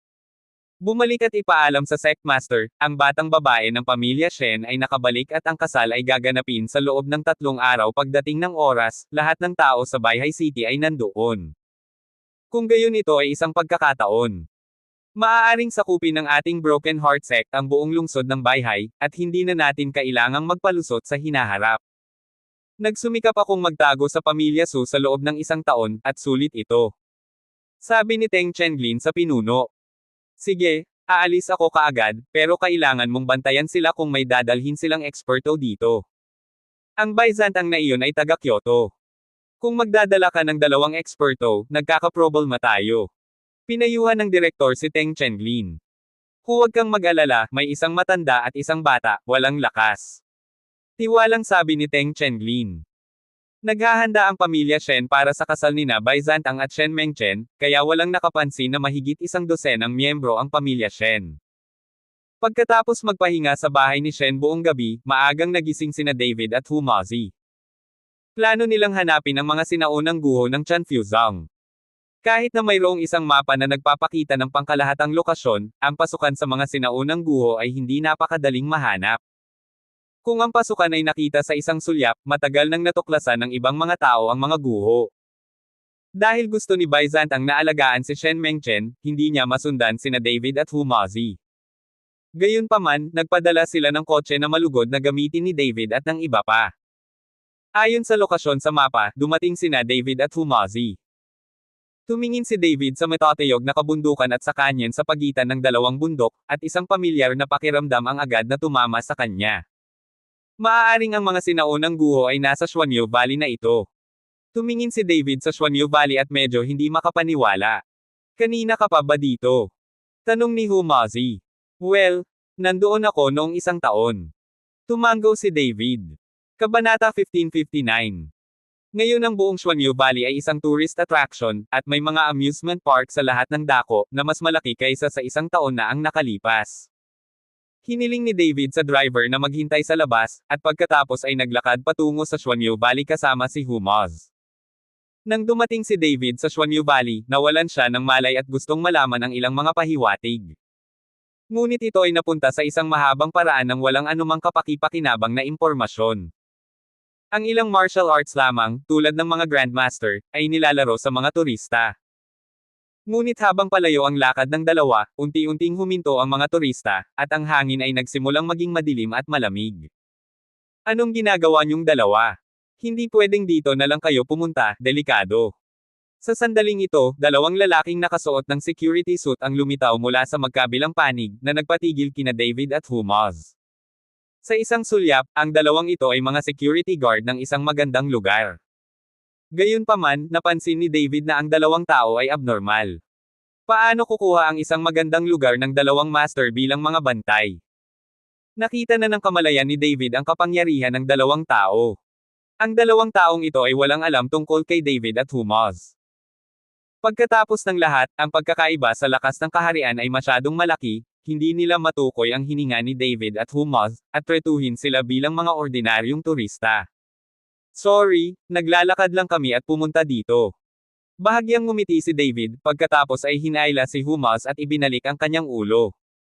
Nang makita ng dalawang gwardya na umalis si David at ang iba pa, tumalikod sila at bumalik. Babalik tayo ng ganito. Tiyak na may kakaiba dito. Sabi ni Humazi kay David. Siyempre alam ko, pero hindi ko kayang takutin ang ahas. Ang dalawang gwardya ay halatang hindi galing sa isang magandang lugar.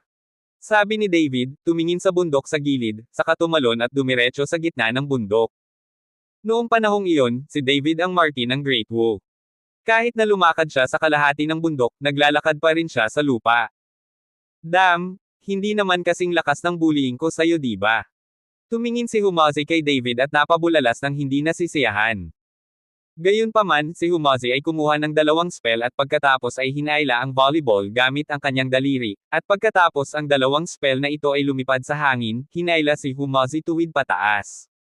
Naglakad silang dalawa sa kalagitnaan ng bundok ng ganito, iniiwasan ang mga bantay sa ibaba. Habang palalim ng palalim sina David at Humazi, agad na napansin ng kamalayan ni David ang isang kakaibang puwersa. May mga eksperto ba dito? Kumunat ang noo ni David at mabilis na nagkamalay para maiwasang matuklasan. Mukhang marami pang nagtatago dito. Naramdaman din ito ni Flax. Dahan-dahan tayo. Sinundan ni David si Humaz, itinago ang kanyang katawan, at dahan-daang umaban. Maya-maya ay lumitaw ang mga bahay at nagpapatrolya sa paligid, tila ito ay isang kampo ng sekta. Damn! I didn't expect na sa loob lang ng isang taon, may kukuha pa sa lugar na to. Hindi inaasahan ni David na magkakaroon ng bagong may-ari ang Xuanyu Valley sa lalong madaling panahon. Gayunpaman, tiyak na magkakaroon ng maraming mga sekta na magugustuhan ang isang lugar na mas mataas sa heograpiya, kaya normal na sakupin ang lugar na ito. Sa sandaling ito, sa Xuanyu Valley Broken Heart Sect, ang Broken Heart Sect Master ay may sabik na naghihintay ng isang bagay. Hindi nagtagal, lumitaw ang tatlong lalaki na nakasuot ng itim na damit na may kulay tansong logo sa kanilang mga dibdib. Nang makita ito ng Broken Heart Sect Master, dali-dali niya itong binati. Ang aking mga nasasakupan ay sinasalubong ng mga matatandang nakasuot ng itim na tansong balabal. Ang Sect Master na may wasak na puso ay sumugod at lumuhad sa harap ng itim na tansong damit. Excuse me, paano mo na ipaliwanag ang mga bagay-bagay? Tanong ng itim na tansong balabal. Tapos na, hintayin mo na lang na dumating sa guho ang itim na tansong balabal para mag-imbestiga. Nagmamadaling sabi ng master ng Broken Heart Sect. Hindi. Tumango ang itim na tansong balabal. Lumabas na kinuha ni David ang isang mapa ng mga sinaunang guho ng Fazong sa parehong araw. Nang malaman ni Ningji na siya ay nalinlang, agad siyang nagpadala ng mga tao upang maghanda upang tuklasin muna ang mga guho. At itong Heartbroken Sect ay inorganize din dito ng Martial Arts Alliance in advance. Ang ilang mahahalagang sinaunang guho ay may mga sekta na inayos ng maaga ng Martial Arts Alliance. Hindi nagtagal, tatlong itim na tansong balabal at ilang tao mula sa Broken Heart Rift ang naglakad patungo sa pasukan sa mga guho. Damn! May mga tao rin pala mula sa Kyoto Martial Arts Alliance dito, at tatlong itim na tansong balabal ang dumating ng sabay-sabay. Nagmura si David nang hindi sinasadya. Gayunpaman, sa kanyang kasalukuyang lakas, magiging madaling hawakan ang tatlong itim na tansong damit, hindi pa banggitin ang katotohanan na may linan sa tabi niya. Ano ang dapat nating gawin? Tanong ni Humazi kay David. Kumunat ang noo ni David at nag-isip sandali. Sinabi mo ba na ang mga sinaunang guho tulad ng Chanfusang ay mapanganib sa loob? Tanong ni David kay Humaz. Kung gayon hindi na kailangang magtanong, tiyak na naruroon. Katulad ng isang sekta, bago ito masira, tiyak na magkakaroon ng mas mababang mga institusyon. Kung hindi maganda, kung pumasok ka at wala kang nakuha, mawawala ang mga tao. Mataimtim na sabi ni Humazi. Dahil iyon ang kaso, maghihintay kami ng lakas ng tatlong itim na tansong damit ay tinatayang mahirap makuha mula sa mga sinaunang guho. Sabi ni David. So maghintay tayo ng ganito. Tumingin si Humazi sa bato at medyo hindi nasisiyahang nagtanong. Kung gayon bakit naghihintay? Namangha si David. Siyempre bababa ako para uminom ng tsaa at maghintay. Hindi ka naman natatakot sa mga langgam sa ibaba, di ba? Napangiti si Humazi. Ang buong Heartbroken Sect ay walang marquee, tanging ang Sect Master ng Heartbroken Sect ay isang Grand Master. Gamit ang lakas na ito, hindi banggitin si David, kahit si Humazi ay nakayanin ito. Kung kumilos si David, ito ay tulad ng paghampas ng lamok gamit ang isang anti-aircraft gun. Walang magawang ngumiti si David at tumango lang. Ang dalawa ay tumalon pababa mula sa himpapawid at malakas na dumaong sa Broken Heart Sect. WHO. Sa sandaling ito, nakita ng ilang miyembro ng Broken Heart Sect na nagpapatrol na may biglang pumasok at sumugod para palibutan sina David at Humaz. Hindi man lang tiningnan ni David at Humazi ang mga batang ito mula sa Heartbroken Sect. Don't say that, maganda ang environment dito. Si Humazi ay nagwalas at nagsabi. Ewan ko lang kung sa panlasa mo ang tsaa dito. Tumawa si David. Bagay sa gana mo, alam mo, kung masarap. Nang matapos magsalita si Humazi, dumiretso siya sa kailaliman ng Broken Heart Sect. Sumunod naman si David at sabay na naglakad papunta dito. Habang nagkakantahan silang dalawa, nalilito silang tumingin sa maliliit na bata ng Broken Heart Sect. Lakas ng loob, pagpasok sa aking Heartbroken Sect, how dare you be so arrogant?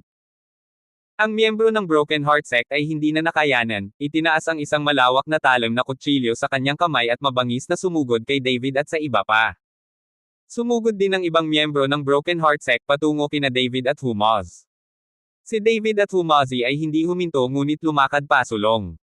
Kaagad pagkatapos, iwinagayway ni David ang kanyang kamay, sa isang hindi mapapantayang napakalaking hininga, tulad ng isang bugzo ng hangin. Sa isang iglap, ang mga taong iyon mula sa Broken Heart Sect ay pinalipad ng 100 metro ang layo, at isa-isa silang bumagsak sa lupa, patay at nasugatan. Hindi nagtagal, sinundan ni David si Humazi sa bulwagan ng Broken Heart Sect. Sa sandaling ito, sinusundan ng master ng Broken Heart Sect ang mga senior leader ng sect, naghihintay ng balita tungkol sa 3 itim na tansu. Nang makitang may biglang pumasok, sumimangot ang sect master ng Broken Heart Sect. Sino ka? How dare you break into my sect? Patay na ba ang mga bantay sa labas? Sumigaw ang master ng Broken Heart Sect. Hindi nagsalita si David habang pinupunasan ito ni Humazi ng isang swipe at napansin na maraming matataas na opisyal ng Broken Heart Sect ang nakaupo lahat sa kanilang mga upuan na may bagong timplong tsaa sa harapan nila. Naglakad si Humazi patungo sa nakatatanda ng Broken Heart Sect, at ang senior ng Broken Heart Sect ay tumayo at tumingin kay Humazi ng mapagbantay. Anong gusto mong gawin? Bahagyang kumunat ang mga kilay ng elder ng Broken Heart Sect, nagsimulang tumaas ang paghinga ng kanyang katawan. Iinom lang ako ng tsaa, kinakabahan ka na. Pagkatapos magsalita ni Humazi, bigla niyang iniunat ang kanyang kamay, hinawakan ang tuktok ng Broken Heart Sect, at itinapon ito. Kabanata 1560. Putok. Ang elder ng Broken Heart Sect ay bumagsak ng husto sa dingding, nagsuka ng dugo, at namatay dahil sa inis. Sa pagkakataong ito, natigilan ang lahat at hindi makapaniwalang tumingin kay Humaz. Dapat mong malaman na ang isang taong maaaring maging senior ng Broken Heart Sect ay mas mataas man lang sa ikalimang antas ng Great Martial Sect. Sa sandaling ito, ang lahat ng senior na miyembro ng Broken Heart Sect ay tumayo, bahagyang nanginginig. At ang Sect Master ng Heartbroken Sect ay mukhang pangit din. Kinuha ni Humazi ang tsaa, humigop, tumango, at sinabing, bueno, oo, ito ay masarap na tsaa, mataas na grado bilochan, halika at subukan ito. Kumaway si Humazi kay David. Dumaan si David, at nakita ito ng isa sa mga elder ng Broken Heart Sect at nagmamadaling binitawan ang kanyang upuan nang hindi hinintay ang paglipat ni David. Umupo si David sa tabi ni Humaz, tahimik na humihigop ng tsaa. At ang mga taong iyon mula sa Heartbroken Sect ay pawis na pawis, sa sobrang takot na tumigil ang kanilang mga puso. Ikaw. Sino ka? Maingat na tanong ng Broken Heart Sect Master. Tumili. Kakababa lang ng tunog. Nakita ko si David na ikinaway ang kanyang kamay, at isang bugzo ng enerhiya ang agad na tumama sa mukha ng Broken Heart Sect Master. Ang aming pagkakakilanlan, hindi mo karapat-dapat malaman. Malamig na ibinigay ni David ang Sect Master ng Heartbroken Sect. Sa pagkakataong ito, ang Sect Master ng Heartbroken Sect ay nagmamadaling isinara ang kanyang bibig. Medyo nagugutom na ako, kumuha ka ng makakain. Pagkatapos uminom ng tsaa, sinabi ni Humazi sa master ng Broken Heart Sect. Mabuti. Paulit-ulit na tumango ang sect master na may wasak na puso at nagmamadaling tumakbo palabas. At lumabas din ang mga senior na iyon ng Broken Heart Sect, hindi siya pinigilan ni David at ng iba pa. Matapos tumakbo palabas ng bulwagan, nakahinga ng maluwag ang mga tao ng Broken Heart Sect. Sect Master, Ano ang dapat nating gawin? Ang dalawang lalaking ito ay napakalakas, dapat silang mga amo ni Marky. Tanong ng elder ng Broken Heart Sect. Patatagin muna ang 2 taong ito, at kapag lumabas si Lord Black Copper Robe sa lihim na kaharian, natural na makakasundo niya ang 2 taong ito. Sabi ng master ng Broken Heart Sect. Di nagtagal, inihain ng marangyang alak at pagkain, at nagsimulang kumain at uminom sina David at Humazi. Pareho silang komportable sa sarili nilang tahanan. Huwag kang mag-alala, maraming tao sa paligid ng hall ang nanunood sa kanilang dalawa. Ang ganitong uri ng pagpapababa ng dimensyon na suntok ay talagang nakakapreskong. Pagkatapos kumain at uminom, nagbunot ng ngipin si Humazi, nakakatuwa talagang may maglingkod sa iyo. Hindi nagsalita si David, ngunit ikinalat ang kanyang banal na kamalayan, sinusuri ang lahat sa sinaunang mga guho. Gayunpaman, pagkatapos na magkamalay si David sa mga sinaunang guho, hindi niya naramdaman ang anuman, na para bang pumasok siya sa isang magulong mundo. Agad na sumunod ang isang labis na nangingibabaw at malupit na hininga, at si David ay nawala ng malay sa isang iglap. Nagulat si David, nanginginig ang kanyang katawan nang hindi sinasadya. Ano bang problema mo? Nang makita ito, mabilis na nagtanong si Humazi. Sinabi ni David na may pangit na mukha, sa sinaunang pagkasira na ito, mukhang talagang mapanganib. Nang matapos magsalita si David, nakarinig siya ng malakas na tunog mula sa kailaliman ng Xuanyu Valley. Boom! Isang nakakatakot na hininga ang dumaloy sa mga mukha, at maraming tao mula sa Broken Heart Sect ang sumabog sa isang iglap at nahulog ng husto sa bangin. Ang patay ay hindi maaaring patay. Maraming bahay ng Broken Heart Sect ang nawasak din ng hiningang ito. Lahat ay tumingin sa kailaliman ng Xuanyu Valley dahil sa gulat, ang kanilang mga mukha ay sobrang pangit.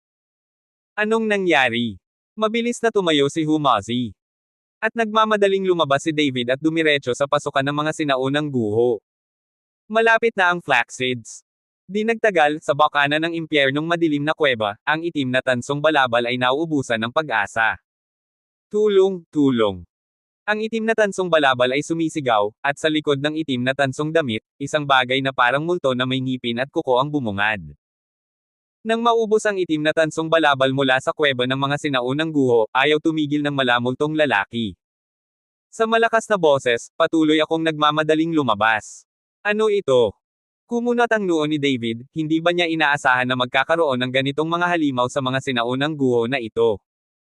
Ito ay hindi isang halimaw, ito ay isang transforming spell lamang. Sabi ni Humazi, kumakanta ng mga salita sa kanyang bibig, at pagkatapos ay naglabas siya ng dagdag na spell mula sa kanyang kamay, at pagkatapos ay lumipad patungo sa halimaw. Boom! Paglapit na pagkalapit ng spell sa halimaw, biglang tumaas ang apoy, umungal ang halimaw ng ilang beses at agad na nawala.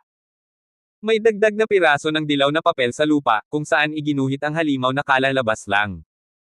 Buti na lang at nasusunog din ang dilaw na papel na ito sa isang iglap. Tiningnan ito ni David nang hindi makapaniwala, pagkatapos ay tumingin kay Humazi at nagtanong, ito ba, ang Metamorphosis Talisman na ito ay napakalakas? Kung iguguhit mo ang iyong sarili sa anting-anting na ito, hindi ba't may isa pang tao doon? Tumango si Humazi, sa teorya, oo, ngunit hindi pa ako nakakita ng ganoong pattern. Kung hindi dahil sa pinakamababang deformation, imposibleng masira ko ito. Naningkit ang mga mata ni David nang marinig iyon. Kung natutunan niya ang spell na ito at gumuhit ng ilang tao, hindi ba't marami siyang katulong? Tila nakita ni Humazi ang iniisip ni David, kaya napangiti siya at sinabing, ang pagbabagong ito ay may hangganan, kahit na maaari mong iguhit ang iyong sarili, hindi ka makakaligtas sa 3 araw sa pagbabago, at ang iyong lakas ay limitado lamang. Ikaw ay magiging kalahati lamang. Kaya huwag mag-overthink ng mga bagay-bagay, ngunit kung talagang natutunan mo ang pattern na ito, makakatakas ka sa kritikal na sandali. Nang marinig ito, medyo nadismaya si David, at pagkatapos ay tumingin siya sa itim na tansong balabal, na natakot na. Pumasok ka, anong nakita mo? Tanong ni David, nakatingin sa itim na tansong balabal.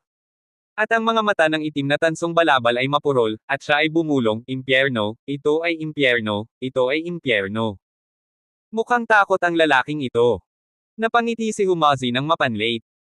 Ang ekspresyon ni David ay solemn na, at ang mga sinaunang guho na maaaring takutin ang Marquis Mabaliw ay maaaring isipin kung gaano ito mapanganib.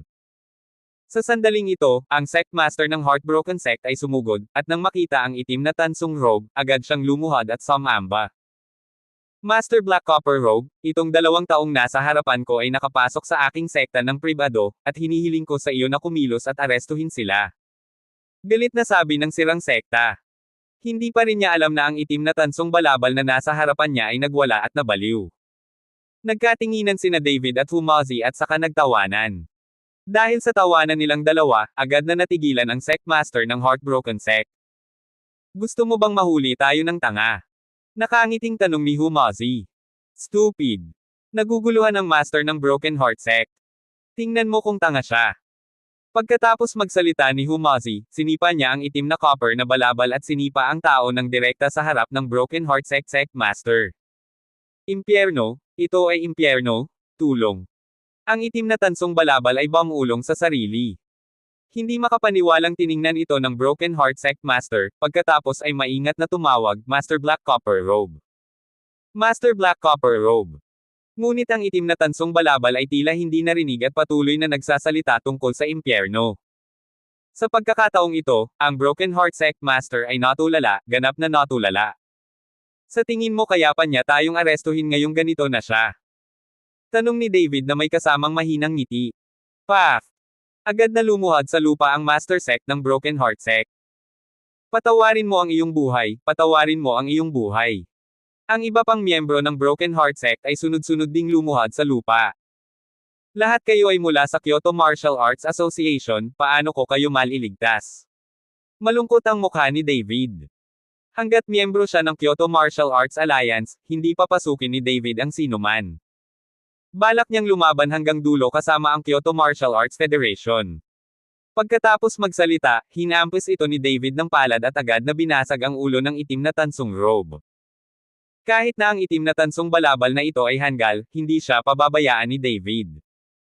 Nang makita ito ng mga taga Broken Heart Sect, lahat sila ay yumuko na parang nilalamon ng bawang. Master, hindi kami taga Kyoto Martial Arts Association, hindi kami. Sinubukan ng mabagsik na sect master na magpaliwanag. Hindi. Dahil hindi, paano mo masusunod ang utos ng mga lalaking ito na nakasuot ng itim? Tanong ni David. Ito ang pinuno ng alyansa, ang pinuno ng alyansa ng martial arts, ang nakakita sa amin ng code at sinabi sa amin na lumipat dito. Sabi ng master ng Broken Heart Sect. Kung gayon si Zujishan ay matagal ng patay, hindi mo pa ba alam? Ano pa bang sign na meron siya kaya nagseselos ka? Nagtatakang tanong ni David. Abangan ang mga susunod pang kabanata ng David Chen, ang lalaking walang katulad. For more updates, please subscribe to my YouTube channel and don't forget to like and share. Thanks for your support.